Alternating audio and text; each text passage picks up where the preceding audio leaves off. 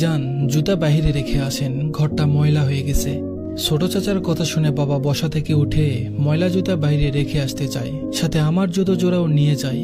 জুতা রেখে আসবার পর বাবা হাত দিয়ে গায়ের পাঞ্জাবিটা মুছে তারপর সোফার উপর বসে। এই বাসার সবকিছু স্বচ্ছ কাচের মতো, শুধু আমার বাবার গায়ের পোশাকটাই ময়লা। যদিও অন্য সময় তেমন ময়লা মনে হয়নি, এখন এই বাসায় আসবার পরে বেশি ময়লা মনে হচ্ছে।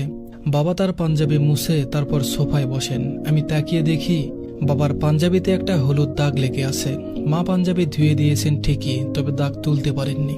বাবা গুটিয়ে বসেন, আমিও বাবার মতো করে গুটিয়ে বসি, যেন পায়ের ধুলো ফ্লোরে না লেগে যায়। এটাও খেয়াল করি বাবার দেখা দেখি। বাবা হেসে কথা বলছেন। ছোট চাচা গম্ভীর হয়ে আছেন। এমন গম্ভীর হয়ে থাকেন আমার স্কুলের অঙ্কের শিক্ষক। স্যারকে কখনো হাসতে দেখিনি। ছোট চাচাও কি হাসেন না? না, ছোট চাচা হাসেন। ছোট চাচাকে তার ছেলেদের সাথে হাসতে দেখেছি। চাচির সাথে হেসে হেসেই কথা বলেন। তবে বাবা আশায় এমন গম্ভীর মুখ করে বসে আছেন। বাবা বললেন, শওকতের মায়ের অবস্থা বেশি ভালো না। তোর কাছে যদি কিছু টাকা থাকে 1000-20 টাকা দে, আমি 2 মাস পরেই ফেরত দিয়ে দিব। ছোট চাচা বললেন, ভাইজান এখন আমার কাছে টাকা নেই। আর দেখো, প্রতিদিন আমার কাছে টাকা ধার নিতে আসবে আর আমি টাকা দিয়ে দিব, এমনটা ভেবে বসে থাকো কেন? চাচার এই কথা শুনেও দেখলাম বাবার মুখে একই হাসি লেপ্টে আছে।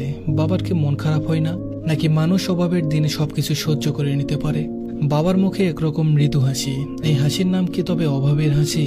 যত অপমান করা হোক, মুখে হাসি রেখে সবকিছু সহ্য করতে হবে। ছোট চাচা ঘরের ভিতর চলে যায়। তখন ছোট চাচার বড় ছেলে রোকন আসে।